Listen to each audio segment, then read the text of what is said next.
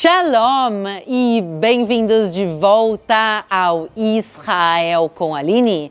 Hoje, no nosso especial de Páscoa, faremos juntos as últimas 24 horas da vida de Jesus, seguindo passo por passo o caminho que ele fez. Com o cenáculo, o local da última ceia, Getsêmani, o local do beijo da traição, a prisão na casa de Caifás, o local do julgamento, a Via Dolorosa, o Gólgota, e terminando o dia no sepulcro vazio de Jesus. Altas emoções nos esperam no dia de hoje.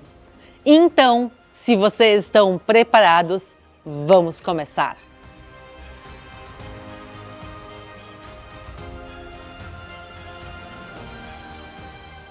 As últimas 24 horas da vida de Jesus começam aqui no Monte Sião, com a última ceia na quinta-feira, logo após o pôr do sol, porque essa é a tradição da Páscoa judaica e nessa época do ano o pôr do sol é por volta das 6:30 da tarde. Então, o nosso relógio começa na quinta-feira, às 6:30 da tarde, no cenáculo, também conhecido como a Sala Alta. A Bíblia nos fala que a última ceia ela acontece no segundo andar de uma casa. A Bíblia não fala o nome do dono ou da dona da casa, mas a tradição mais importante de Jerusalém fala que é este local. Então agora vamos juntos subir para o cenáculo e saber mais dos primeiros momentos das últimas 24 horas.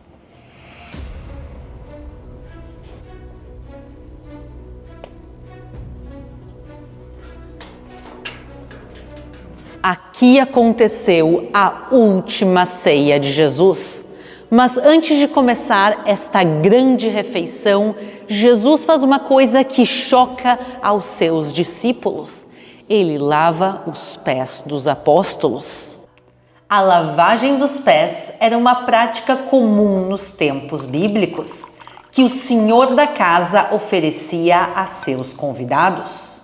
Porém, não era ele mesmo que o fazia, e sim ele oferecia um servo em seu lugar. E por isso o ato de Jesus chocou tanto aos discípulos, porque ele mesmo o faz.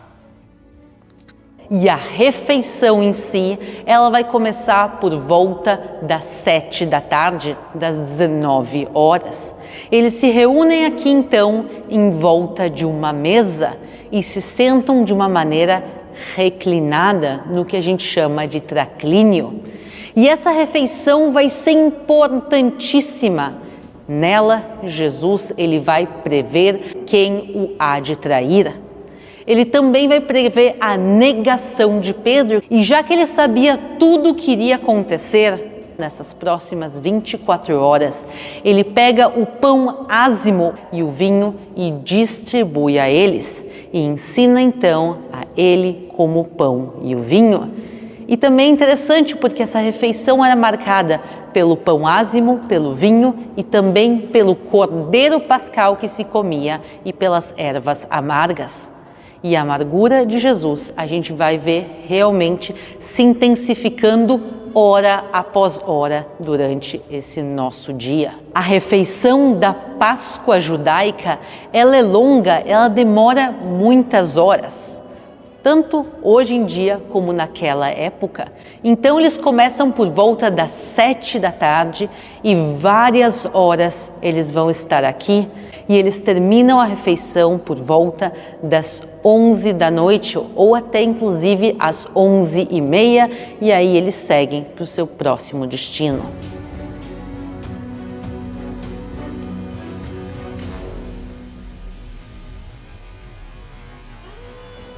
E depois dessa grande refeição, desse momento bíblico tão importante, Jesus pega os seus discípulos e ele vai fazer uma caminhada cruzando o Vale de Cedrão em direção ao Jardim de Getsêmani.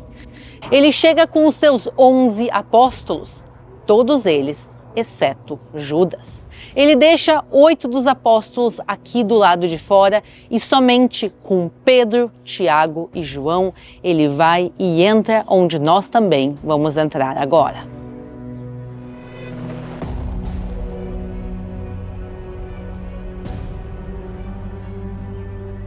Getsemane, ou no original em hebraico Gatshmanim, significa o local da prensa de azeite e faz todo sentido. Vejam onde nós estamos. Aqui, hoje em dia e nos tempos bíblicos, havia muita agricultura de oliveiras e aqui se prensavam as azeitonas para extrair azeite de oliva puro, inclusive que poderia ser usado para unção no Templo de Jerusalém.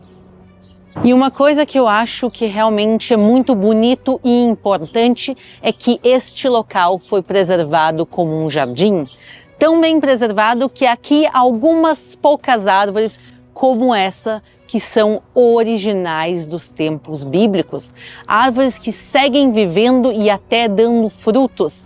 Mas Jesus não chega aqui para apreciar a beleza do jardim.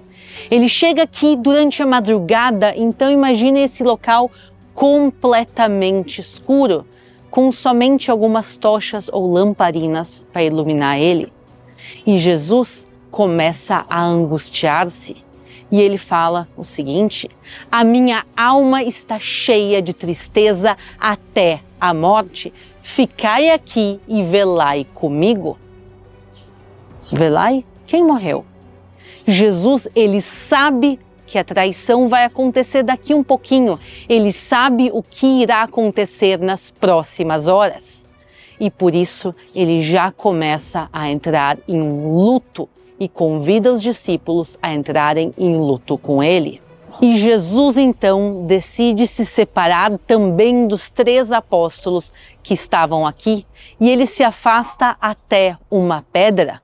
E lá ele vai entrar numa agonia, num sofrimento profundo, tão profundo que ele chega a suar sangue. E juntos agora vamos caminhar para o local onde isto aconteceu.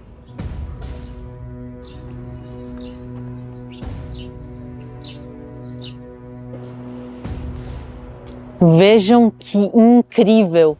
Esta árvore também é dos tempos bíblicos. E ao fundo a gente consegue ver o portão dourado, que nós fizemos um vídeo especial dentro dele no domingo passado. Eu vou deixar linkado aqui em cima, caso vocês queiram assistir. Mas agora a gente vai ver a pedra da agonia.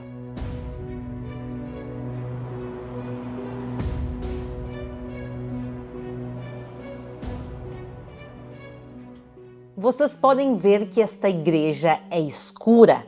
Esta penumbra nos lembra justamente da escuridão do jardim quando Jesus esteve aqui.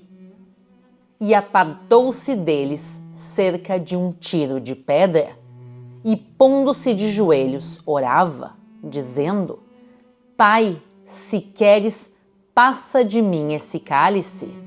Todavia, não se faça a minha vontade, mas a tua. E apareceu-lhe um anjo do céu que o fortalecia, e posto em agonia, orava mais intensamente, e o seu suor tornou-se como grandes gotas de sangue que corriam até o chão.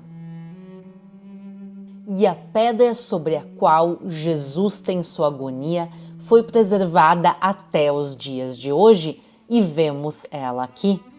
Ela é testemunha destes acontecimentos. A igreja foi construída originalmente no período bizantino e destruída e reconstruída algumas vezes. A última reconstrução aconteceu no século XX, com o apoio de cristãos de todo o mundo, entre eles do Brasil. Por isso, em homenagem e agradecimento ao povo brasileiro, se colocou aqui no teto da igreja o brasão da República do Brasil.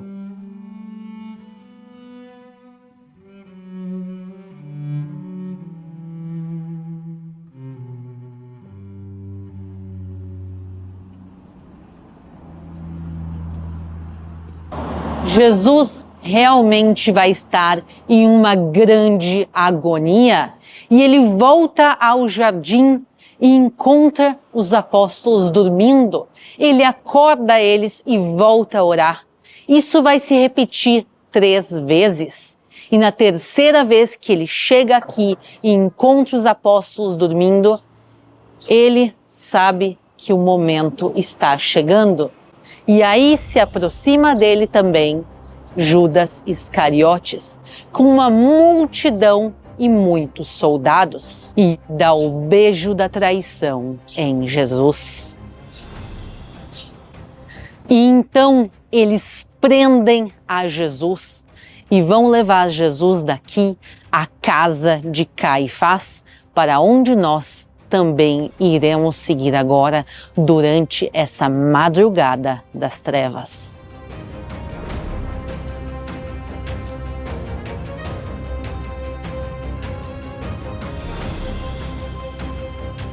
Esta igreja foi construída sobre os restos da casa de Caifás e ela se chama a igreja de Pedro no Cantar do Galo.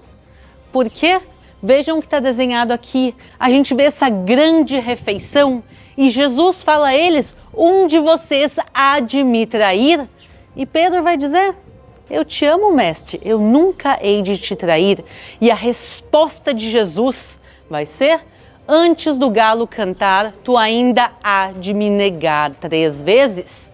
E aqui a gente vê Pedro surpreso com o que Jesus fala, mas isso que ele prevê na última ceia vai se cumprir aqui onde está essa igreja nos dias de hoje. A parte original, a parte arqueológica, ela se encontra alguns andares para baixo. Então venham comigo, porque o que a gente veio aqui é seguir os passos de Jesus e a gente quer ver as pedras originais onde tudo aconteceu. O nível que nós estávamos é o nível dos dias de hoje. Baixando um pouco, a gente encontra o período bizantino, que é o primeiro período cristão da Terra Santa. E entre as muitas coisas dessa época que se encontrou, é um lindo piso de mosaico, e a gente consegue ver uma partezinha dele preservada aqui na parede. Mas para a gente encontrar as coisas dos tempos de Jesus, a gente tem que baixar ainda mais.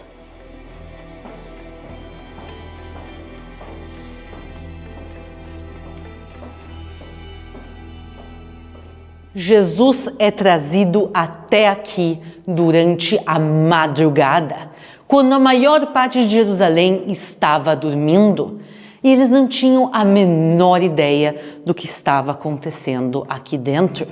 Esta é a prisão onde Jesus foi colocado. Este local estava cheio de soldados. E eles querem colocar Jesus em uma cela, e vemos que aqui há várias. Mas eles entendem que Jesus não pode estar em uma cela normal, e sim colocam ele numa espécie de uma solitária, que a gente pode ver ela bem aqui. O piso é original, por isso ele é bem irregular, então a gente tem que tomar cuidado quando a gente caminha aqui. Mas subindo, a gente vê essa espécie de janela e olhando para baixo, nós vemos a solitária onde Jesus foi colocado e a gente vai entrar nela, mas para isso a gente tem que dar a volta.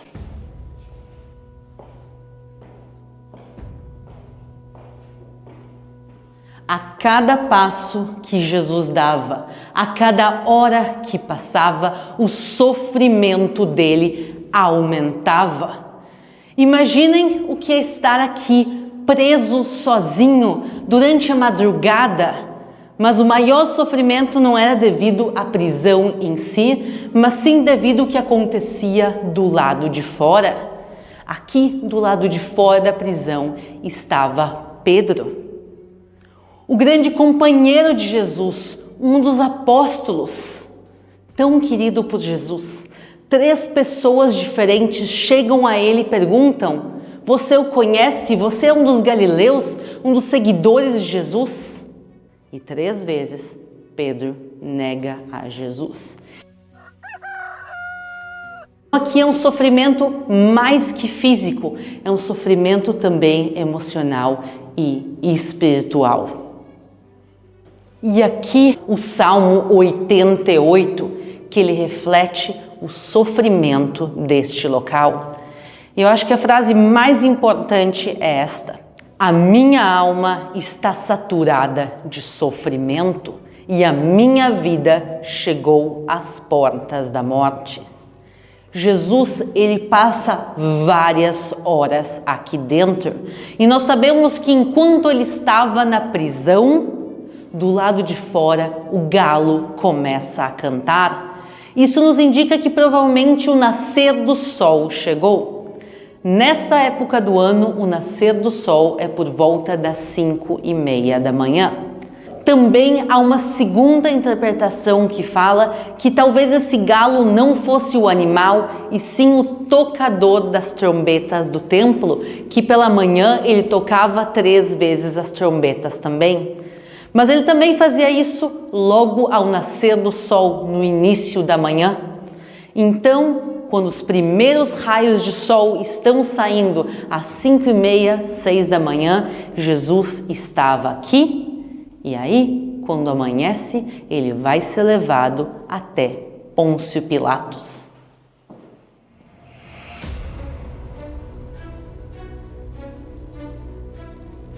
E aqui nós vemos uma rua original, uma escadaria original que justamente conecta a parte alta da cidade, e por isso hoje em dia ela é conhecida como a Escadaria Santa, porque a gente acredita que por aqui Jesus caminhou durante esses momentos de tanto sofrimento. Imaginem os primeiros raios de sol começando a nascer. Jesus entra aqui amarrado, trazido pelos soldados. E ele entra onde? Na grande fortaleza de Antônia.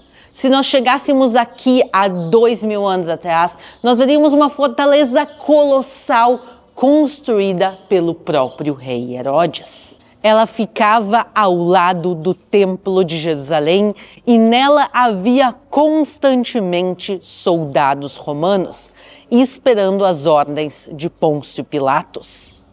E nesta mesma fortaleza é onde Pôncio Pilatos, o governador romano da Judéia, condena Jesus à morte, a morte mais terrível daquela época, a morte por crucificação. As construções que nós vemos aqui, elas são posteriores, mas achados arqueológicos neste local comprovam sem dúvida nenhuma que nós estamos caminhando sobre os restos dessa mesma fortaleza. E Pôncio Pilatos, além de condenar Jesus a uma morte extremamente dolorosa e sofrida na cruz, ele quer acrescentar ainda mais sofrimento a ele. E por isso, dentro da fortaleza de Antônia, é feita a flagelação de Jesus. Ele é chicoteado, bofeteado, ele recebe a coroa de espinhos e a veste púrpura. A tradição fala que o local específico dentro da fortaleza de Antônia, onde isso acontece, é exatamente onde está construída esta igreja nos dias de hoje. A gente pode ver, inclusive, que o arco de entrada da igreja, ele nos relembra o formato da coroa de espinhos. Então, vamos entrar no local da flagelação.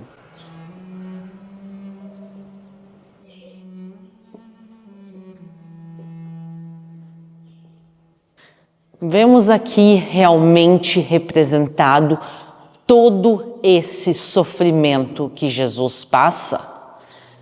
Entre as representações, aqui em cima de mim está a coroa de espinhos. O objetivo de colocar uma coroa, apesar de ser de espinhos, e uma veste púrpura, que era uma cor da realeza, era que Pôncio Pilatos queria zombar de Jesus, zombar do crime que ele estava sendo acusado. Inri, Jesus o Nazareno, o rei dos judeus.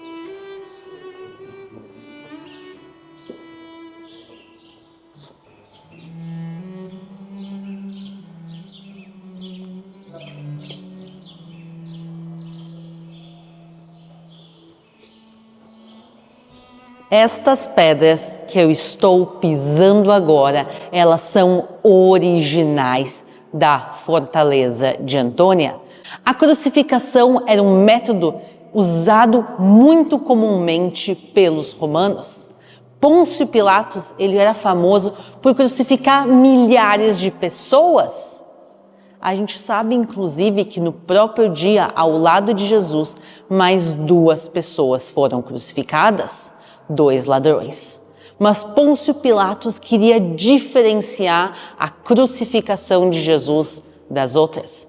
E por isso, além do flagelo, ele entrega a cruz a Jesus. E Jesus deveria carregar a cruz pelas ruas da cidade. Então, aqui é o local do recebimento da cruz e o início da Via Dolorosa. A Via Dolorosa, ela tem aproximadamente 1 quilômetro de extensão, que se o terreno fosse plano e não houvesse nenhum empecilho, se poderia caminhar por volta de 15, 20 minutos. Mas nós sabemos que essa não foi a realidade. A Via Dolorosa de Jesus, ela demora muito tempo devido a todos os obstáculos que havia no caminho. Então, nós vamos fazer juntos agora essa longa e difícil jornada.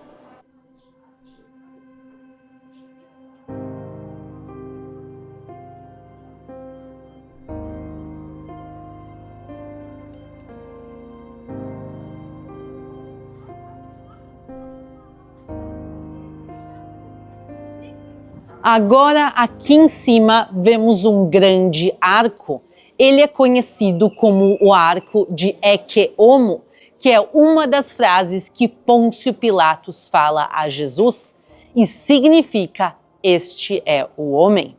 E até aqui, este ponto é onde chegava a fortaleza de Antônia. Então, no momento que nós cruzamos ele, nós vamos fazer o caminho que Jesus fez caminhando entre as ruas da cidade. Venham comigo.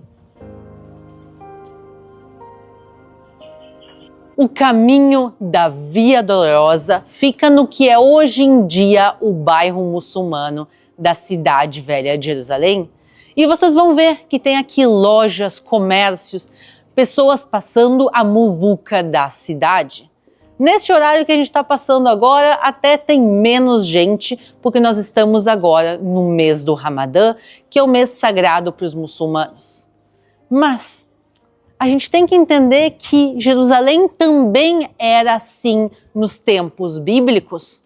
Jesus não caminha sobre um tapete vermelho, um grande caminho feito para ele, e sim Pôncio Pilatos faz que ele caminhe pelas ruas da cidade, pelas avenidas da cidade, na frente das escolas, dos centros de estudos, na frente dos comércios, nos mercados, para que o máximo de pessoas vissem o sofrimento e a humilhação de Jesus. Então, que nós estamos caminhando agora em Jerusalém, com tudo que está acontecendo em volta de nós, é muito mais fidedigno do que nós vemos muitas vezes em filmes, que parece um local preparado especialmente. E sim, o objetivo, mais uma vez deles, é que o máximo de pessoas vissem o sofrimento de Jesus.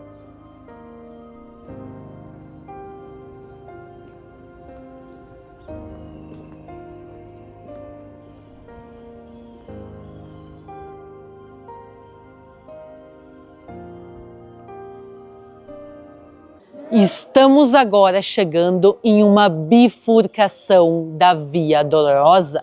É muito importante vocês saberem que há 2 locais em Jerusalém onde possivelmente aconteceu a crucificação e o sepulcro de Jesus. Um deles se chama o Jardim do Túmulo e fica nessa direção onde nós vamos juntos agora. E a segunda possibilidade se chama o Santo Sepulcro e ele fica nessa direção. Eu vou deixar linkado aqui para vocês também um vídeo sobre o Santo Sepulcro para quem quer assistir, mas nesse momento nós seguimos juntos para o Jardim do Túmulo.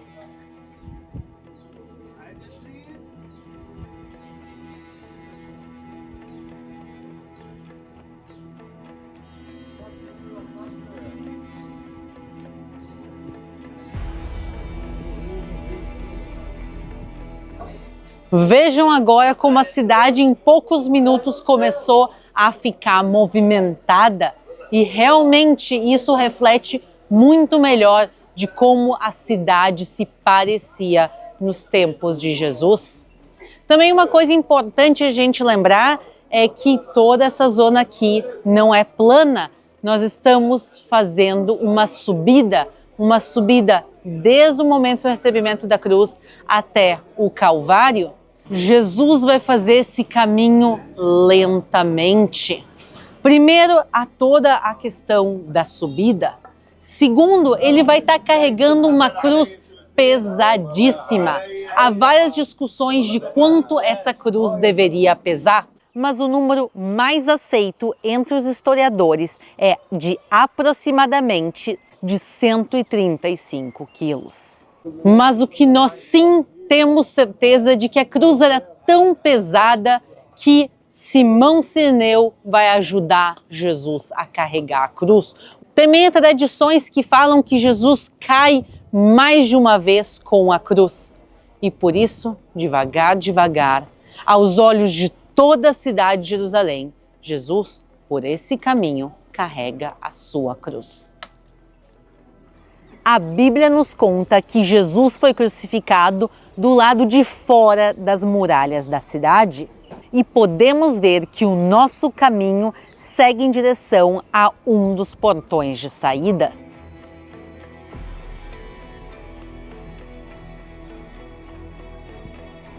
Neste momento, saímos pelo portão de Damasco e estamos fora das muralhas de Jerusalém. Mas essas muralhas que nós vemos, tão lindas e tão imponentes, foram construídas somente há 500 anos atrás, pelo sultão Sulimão Magnífico do Império Turco-Otomano. Então, como nós podemos ter certeza de que nós estamos agora fora das muralhas de Jerusalém, também nos tempos de Jesus? Para isso, a gente precisa olhar aqui para baixo. Olhando para baixo, vemos um portão menor. Este portão é original dos tempos de Jesus. E por isso nós sabemos que a cidade de Jerusalém não passava deste ponto nos tempos de Jesus. E agora nós seguimos a nossa caminhada, que nós temos ainda mais subidas.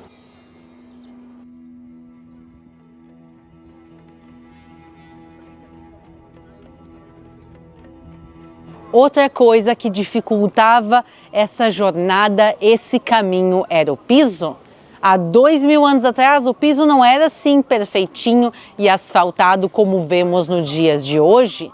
No momento que a gente saiu do portão de Damasco, todo o caminho até a chegada do Calvário, esse caminho era de terra batida, um piso irregular, e dificultava ainda mais a passagem de Jesus e assim fazia que o caminho fosse ainda mais lento.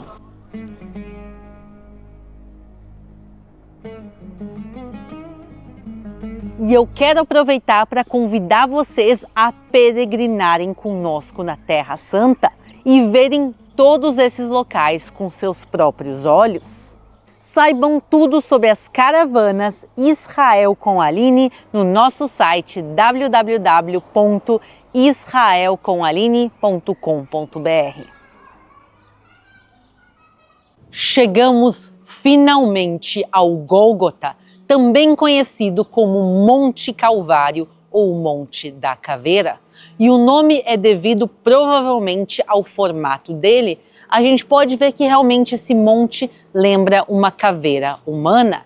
E lembrava ainda mais até poucos anos atrás, quando infelizmente uma grande nevasca derrubou o nariz. Mas olhando as fotos antigas, a gente realmente consegue ver como esse local relembra uma caveira humana. E Jesus chega aqui, como a própria Bíblia nos fala, na terceira hora. Naquela época, o tempo era contado de uma maneira diferente, já que realmente a meia-noite, que é o que a gente usa hoje em dia para marcar o início do dia, não fazia nenhum sentido, já que o nascer e o pôr do sol realmente eram usados como os marcos para o início ou para o final do dia.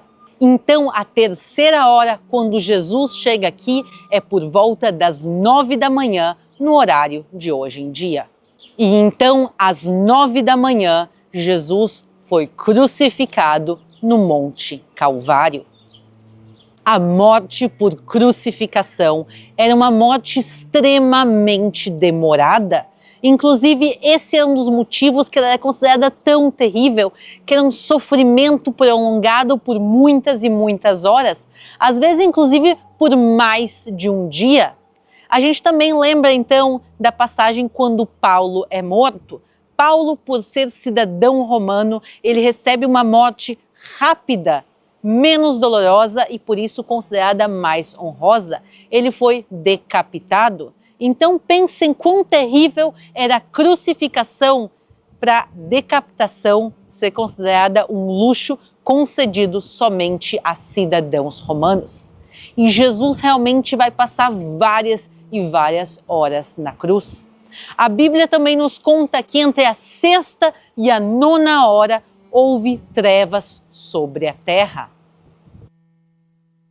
E a nona hora, isso quer dizer às 3 da tarde, 6 horas depois da crucificação, Jesus exclama em alta voz e entrega o seu espírito. Tudo isso aconteceu numa sexta-feira e a tradição judaica fala que os judeus devem ser sepultados antes do Shabat, antes do pôr do sol da sexta-feira, que é por volta das 6:30 da tarde. Mas há um problema, Jesus não havia preparado para si nenhum sepulcro aqui. E então entra na história José de Arimateia. Ele era um homem muito rico, que ao lado do local da crucificação tinha um sepulcro novo cavado na rocha. No final da tarde, o corpo de Jesus é retirado da cruz e preparado segundo a tradição judaica. Ele é ungido, colocado em um lençol em mortalhas e levado ao sepulcro antes do pôr do sol. Isso é por volta das 5:30 ou 6 da tarde.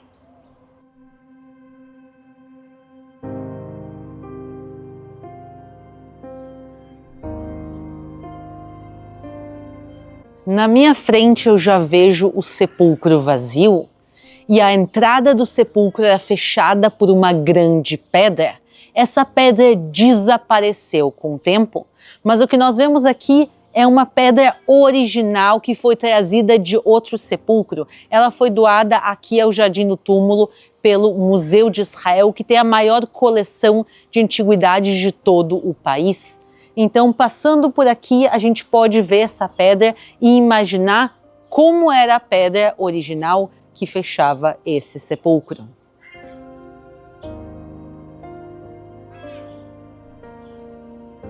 Como a Bíblia nos fala, o sepulcro, ele é cavado na rocha. Havia essa primeira parte, que é a parte para os vivos, e aqui ao lado o espaço onde se colocavam os corpos e o espaço específico onde a gente acredita que foi colocado o corpo de Jesus. É esse aqui. O corpo de Jesus foi colocado aqui um pouco antes do pôr do sol e a entrada do sepulcro fechada. E assim se completam as últimas 24 horas da vida de Jesus aqui em Jerusalém. Mas a história não termina com Jesus sendo colocado no sepulcro, e sim com o sepulcro vazio. Então vamos sair e falar da parte mais importante da nossa história, que é o terceiro dia. Hoje, no nosso especial de Páscoa, nós falamos muito das últimas 24 horas da vida de Jesus. De todo o sofrimento, toda a flagelação, a via dolorosa, tudo de terrível que aconteceu. Mas claro, quando a gente fala da Páscoa, o foco não são as primeiras 24 horas, e sim é o terceiro dia, o dia da ressurreição.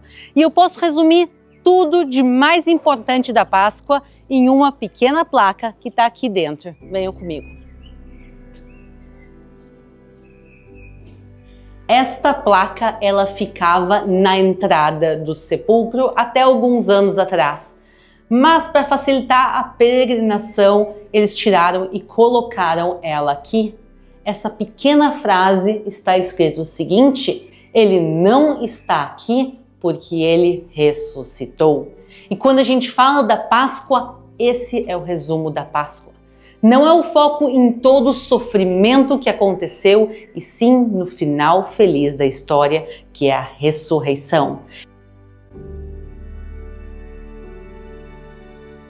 Estamos aqui com João Batista Evangelista. Ele é brasileiro, voluntário aqui no Jardim do Túmulo há muitos anos. Ele que recebe as nossas caravanas brasileiras aqui e também de todos os brasileiros que vêm visitar esse local tão especial. E agora, já que a gente está no domingo de Páscoa, eu queria que tu nos falasse um pouquinho mais sobre o sepulcro vazio. Sim, nós estamos aqui vendo o túmulo vazio. Ele ressuscitou e podemos crer no amanhã. A Bíblia fala que Jesus ressuscitou no terceiro dia, aqui em Jerusalém, bem próximo da onde que nós estamos aqui. O príncipe da paz está vivo e reina em todo o mundo. Posso estar abençoando o seu coração, da sua família, e quero desejar uma feliz Páscoa de 2024 para vocês, e esperamos vocês aqui em Israel e no Jardim do Túmulo, visitando o túmulo vazio, que é o maior testemunho que ele ressuscitou e está vivo. Espero que vocês tenham gostado do nosso especial de Páscoa desse ano. Uma feliz Páscoa, João, muito obrigada mais uma vez. Obrigado e feliz Páscoa daqui do Jardim do Túmulo. Uma feliz Páscoa para todo mundo, domingo muito abençoado. Amém. Beijos e nos vemos na próxima.